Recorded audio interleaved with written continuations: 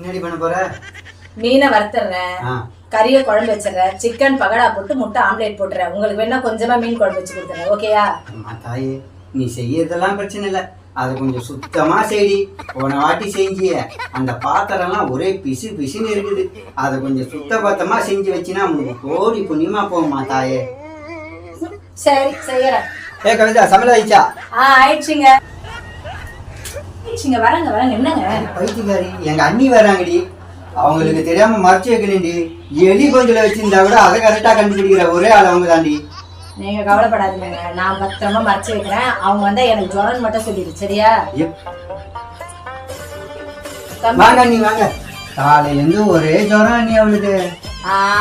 யாரை ஏமாத்த பாக்குறீங்க? தெரு வெறும் வருது வாசனை. எல்லாத்தையும் மோப்பம் பிடிச்சிட்டு தான் நான் வந்துக்கிறேன். தள்ளுங்க.